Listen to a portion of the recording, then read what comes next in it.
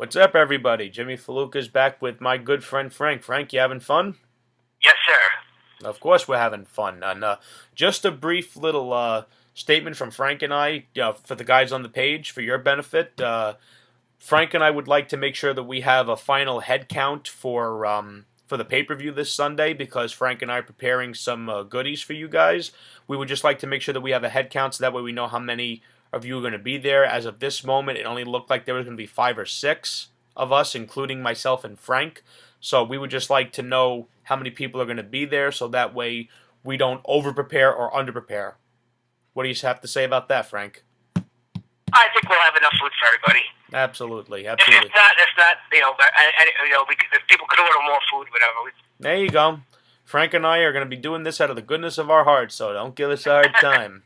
Now, the next thing I'd like to bring up, and Frank and I have agreed, this is an angle that, in my opinion, could have gone down as the single greatest angle in the history of professional wrestling, but it fell flat on its face all because of one thing, and that was ego.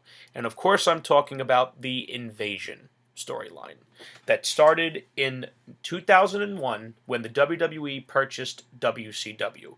All of us remember where we were when that happened. It's like everyone remembers where they were when certain things in history happened. To this day, my grandfather could tell me where he was when JFK was murdered. To this day, my great grandfather would always tell me when he was alive. He always told me, I remember where I was when Pearl Harbor happened, when presidents were elected. Everyone knows where they were. Big things like that. Well, in wrestling, this is considered a big deal because it changed the industry. WWE purchased WCW. The war was over. The war between the North and the South was done. And I remember where I was. I was actually in this house, the house I'm currently living in, when we only had one floor on it in a basement. And I was sitting in my room, and I was watching Raw with one of my friends, and we saw Vince McMahon in his office with a two televisions, one with WWE on it and one with WCW, and my jaw dropped, and I heard my father watching in the living room saying, "What the hell was that?" That was my first reaction. What just happened? Frank, what was your reaction when you found out that WCW was acquired by WWF? Well, I was actually watching Nitro because that was the scheduled last Nitro, so I was watching it, and then all of a sudden you see Shane McMahon coming out, and then it was crazy. It was a real surprise, and then you flip them back and forth. The Nitro Raw, and it's a simulcast, and it was surreal. It was surreal. Oh, I think we could all say that it was a moment in history that none of us will ever forget because it completely changed the business. Some would say for the worse because now when talent doesn't feel happy and are not satisfied with their spots, they can't jump ship to another company because there's only one company, and that's why I think the business would be a hell of a lot better off if there was You more don't than. consider TNA a company? Excuse me? I said you don't consider TNA a company? Not at all. I consider TNA is the landfill. I think it's a glorified independent. My friend Rich has the best statement when it comes to TNA. TNA, there's no audience. There is none. There is none. There is none. They can't get 100 people to come to one of their shows, and it's sad, for the wrestlers that beat themselves up every night to put on good shows, and they have a bunch of idiots running that whole ship. Hopefully, Jeff Jarrett has a smarter marketing value to him, and he's able to create an alternative. Because I think that competition is good. I think that good competition would get the ball rolling, and competition would actually, get Vince McMahon and the WWE to actually use their actual creative, not just sit on their laurels like they've been doing. Because I guarantee you, if what they're doing now was taking place in the Attitude Era, WCW would have eaten them alive. What do you say to that statement, Frank? Maybe. With what they're doing now, with the assets that they had then, the product being what it is now back then, against the NWO, Sting, the Cruiserweights, would it have lasted? I'm sure they would have adjusted. They'd probably be a little edgier, but Who's to say? I mean, No, but what I'm WCW. saying is if they didn't go edgier and they did a product exactly like they're doing now with the guys they have now, would WCW be dominating WWE in the ratings? Would it have gone longer than 86 weeks? 83 weeks, I mean. I don't know. I don't think so because I think WCW started dying around the early '98, mid '98. I think they really started dying. Well, there's been a lot of discussions on what destroyed WCW. Was it Eric Bischoff? Was it Vince Russo? Was it guaranteed contracts? Was it people with creative control? Was it lack of pushing the young guys when they were needed?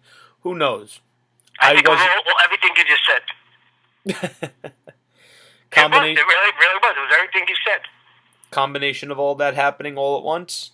Yeah, they just paying guys, overpaying guys, overproduction costs, and not getting enough revenue in. Too many guys with creative control, not pushing the young stars, and that's it. And then of course you got WWE had the birth of Stone Cold. You had The Rock, DX, and yeah, you had a lot of good characters. You had Mick Foley, you had Kane, The Undertaker, the Hardys, the Dudleys, Edge and Christian. You had tag team. That was actually the golden age of tag teams. You know, right. The biggest problem with WCW was they got hot because of the NWO, and they couldn't follow it. They thought the NWO was going to carry them forever and ever. You know, they really think the NWO was going to stay hot forever? You know, people weren't going to. That was a mistake. You can't run with the same horse forever. You got to learn to pass the baton.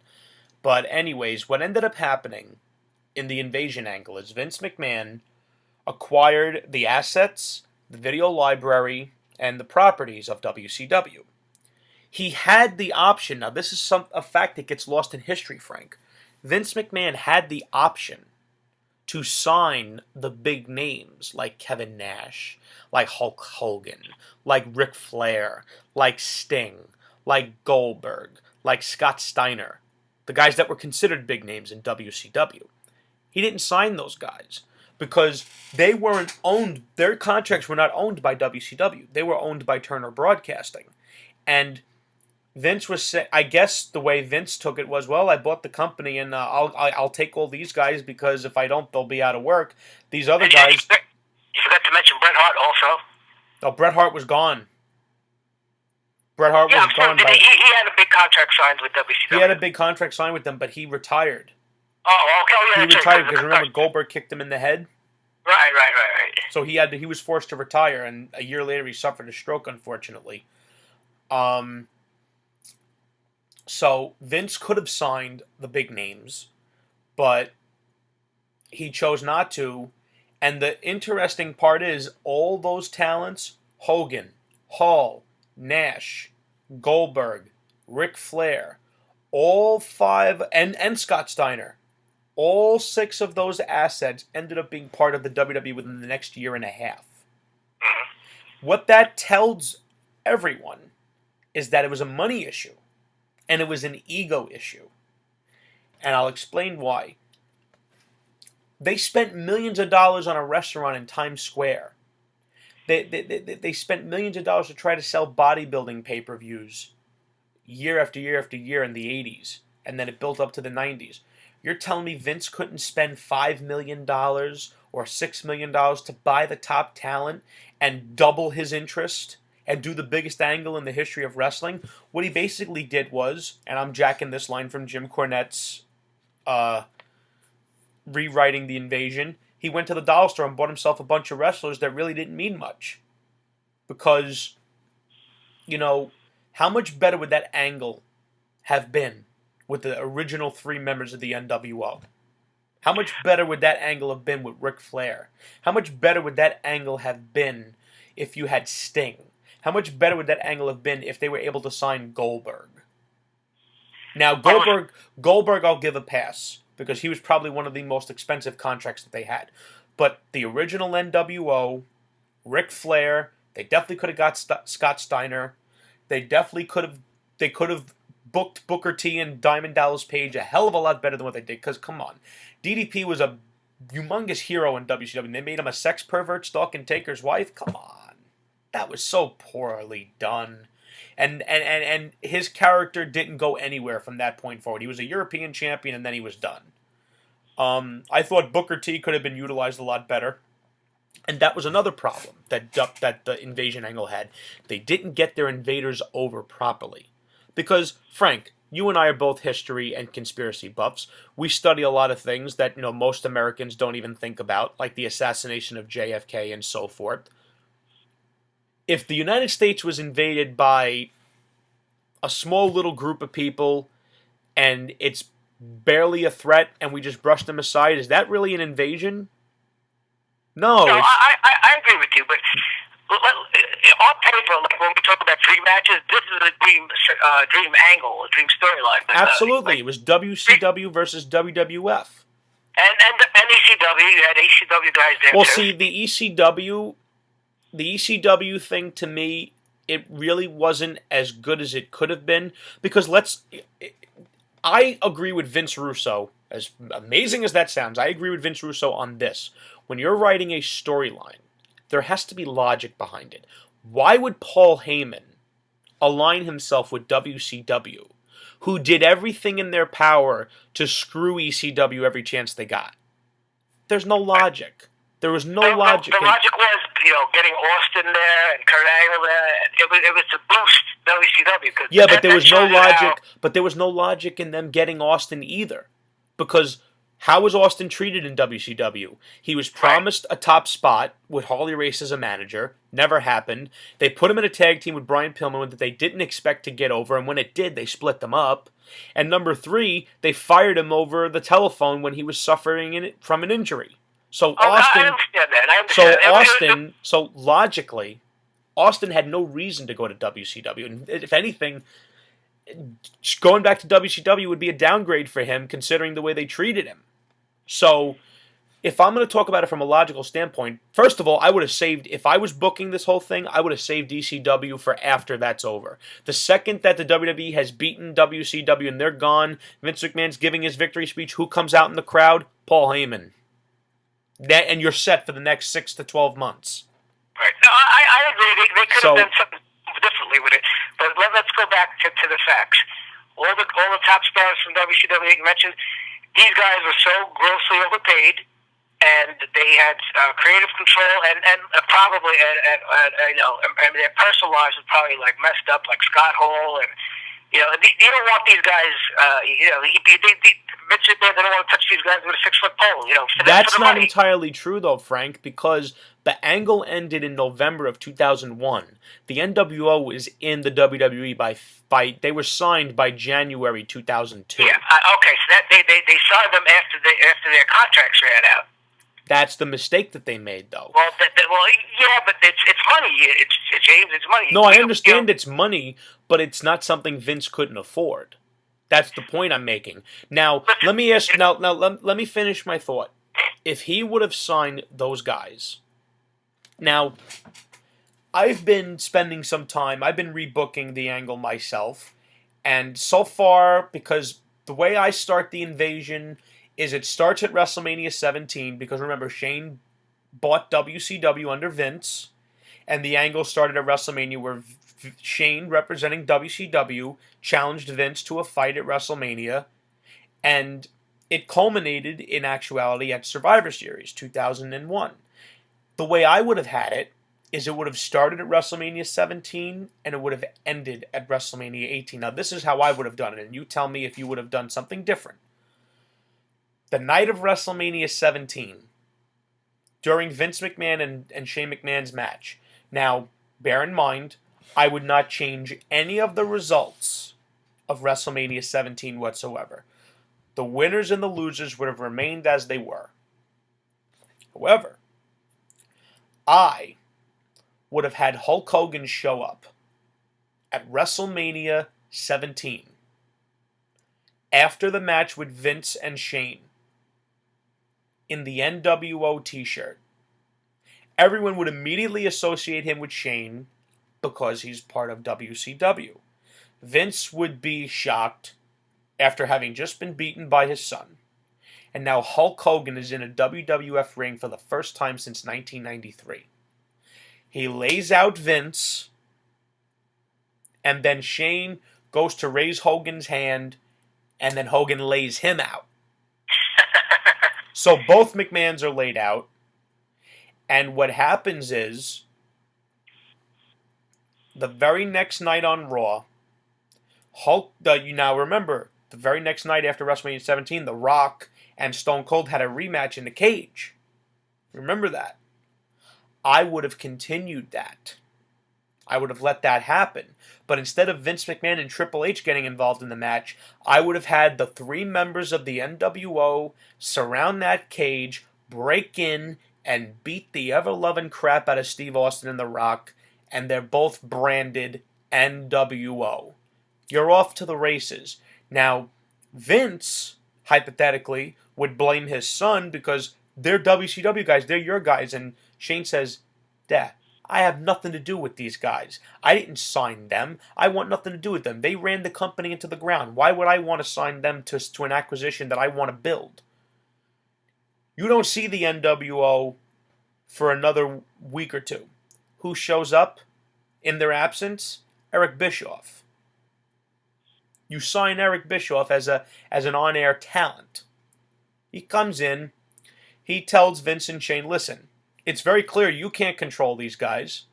Let me deal with them. No problem. So Steve Austin and The Rock, well, The Rock is going to be off TV because The Rock is going to be filming The Scorpion King, but The Rock would be advertised for Backlash. I would use The Rock one last time for Backlash for this angle to work properly. And then The Rock would not have to do TV except for the pay-per-view, and he would not have to do house shows. Because remember, he has to fulfill his contractual obligations to film The Scorpion King, but Backlash would be his last appearance until he returns. Stone Cold and The Rock have dropped their feud with each other. They want to get their hands on the NWO. Eric Bischoff tells Shane McMahon, you have a whole list of talent from WCW that could help you guys in this plight. Pick someone, and I guarantee you they'll help you, because the NWO was probably the most hated guys in the locker room. So who does Shane McMahon pick to help Austin and The Rock? Diamond Dallas Page. First logical pick. You don't bring in the champions yet. You don't bring in Booker T. You don't bring in the tag champions. You don't bring in... Now, Booker T was the U.S. and world champion of WCW at the time. You bring in Diamond Dallas Page first. Now, the reason for this is you're setting up an angle between Diamond Dallas Page and The Rock. Ultimately, they'll face each other at WrestleMania 18. Why? Because what was Diamond Dallas Page called in 1997 when he was the U.S. champion against the NWO? What was he called, Frank? I don't know, but what was he called? He was called the People's Champion. Oh, okay.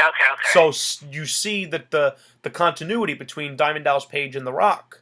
DDP was a good worker, and The Rock was a smooth worker back then. Even in 2012, the guy was still light on his feet. Still a great worker. The logic would be you set up Diamond Dallas Page and The Rock. They would ultimately meet at WrestleMania. Diamond Dallas Page, at the very end of the match, would turn on Austin and The Rock. The Rock would take the fall since he's going to Hollywood. He gets brutally beaten by Diamond Dallas Page, so when The Rock comes back, you know he's going to be gunning for Diamond Dallas Page. Now, in that match, there's a little thing I would add to it. Every time Austin is in there, Hogan would make sure he is not. Because the main event of WrestleMania 18 would have been Stone Cold Steve Austin against the WWF champion, Hollywood Hulk Hogan. That would be your main event of... Now, tell me that one match alone wouldn't sell a shitload of tickets. Listen, I agree with you. Like,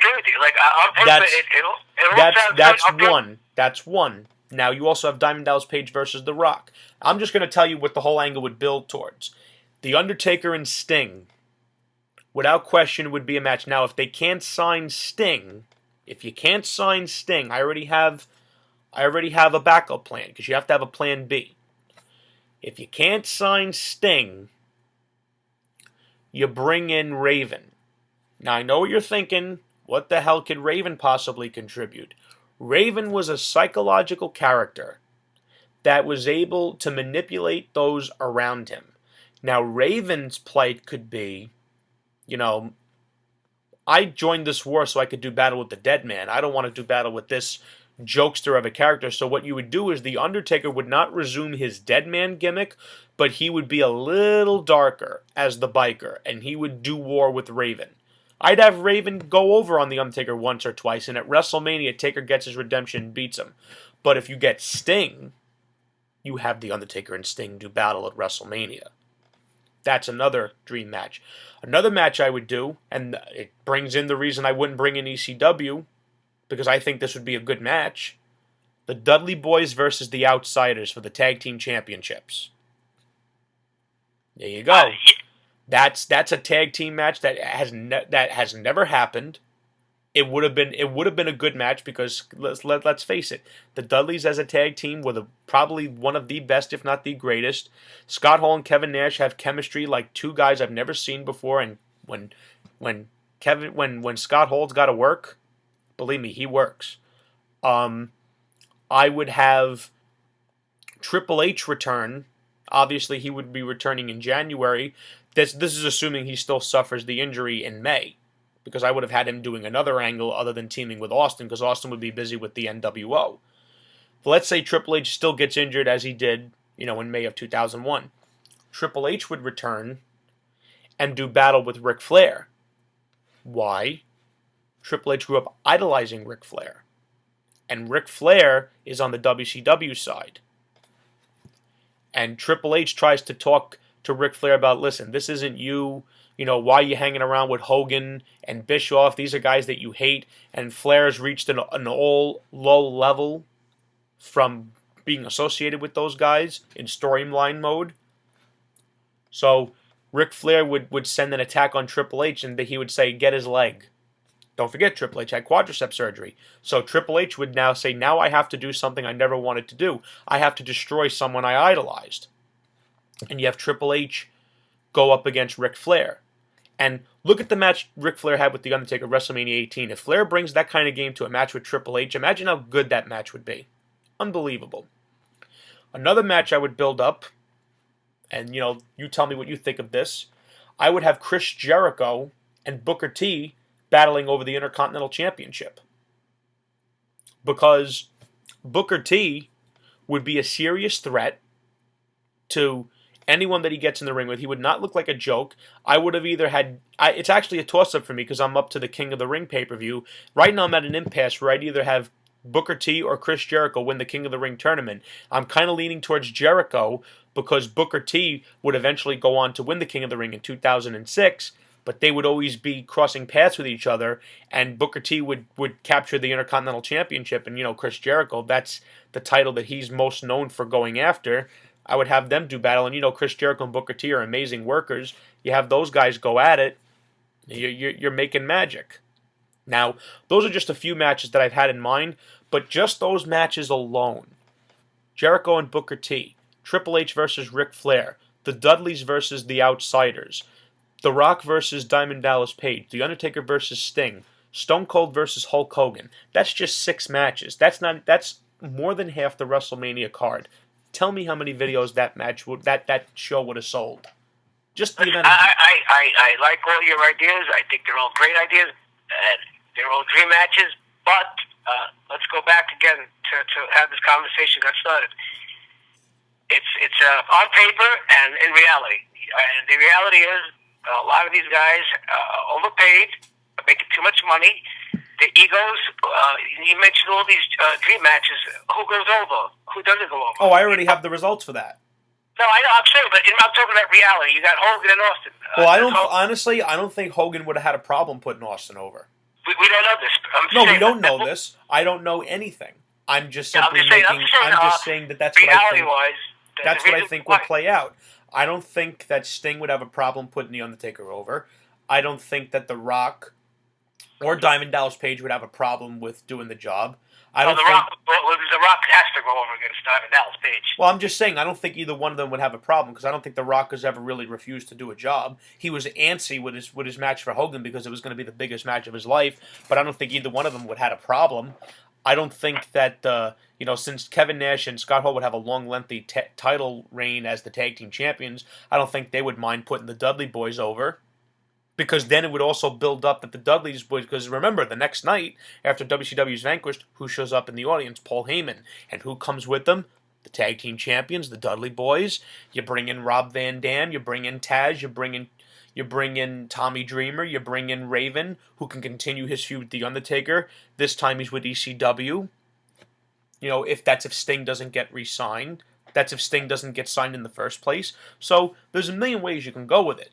I think that what it would have taken for this angle to take off properly was it would have taken Vince McMahon to put his ego aside, to let the Invaders look strong, to spend the money to get the top talent, because he would have doubled whatever he spent.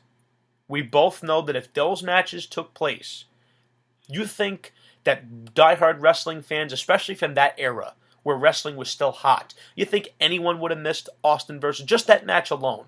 And I don't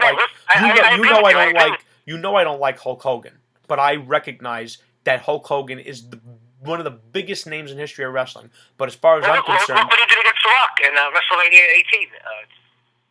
I thought that match was fun to watch. I still felt. I think that's a classic, a classic WrestleMania match. Now, can you imagine Austin hitting the stunner on Hogan? He hulks up, and the look on Austin's face while he hulks up, puts the finger in his face, and then Hogan goes for the leg drop, misses, and then gets the stunner.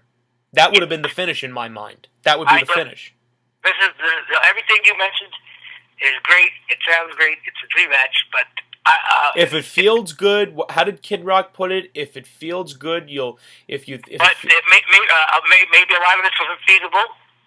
Maybe what they should have done is create a separate brand, and you got to realize what happened was it was just WCW folded, ECW folded, so WWE absorbed all these guys, and there's too many guys. You got to remember, you can't have too many angles, and people won't know what's going on. No, of course you can't. Of course you can't have too many angles. That's why I think it would have been just one giant angle, and it would have been subsets of angles within that one big angle. All these guys you mentioned, you mentioned WCW guys, ECW guys, but we besides Jericho and a couple guys from WWE, what happens to those guys? So what I think they should have done was maybe split the brand. Maybe have Raw, keep most of the WWE guys on Raw, and then on SmackDown, influx the WCW guys and the ECW. Well, we'll get further into that because I have to cut this segment, but Frank will be right back with your side of the story. And guys, hang right on. Frank's got a hot idea, and I'm looking forward to hearing it. We'll be right back.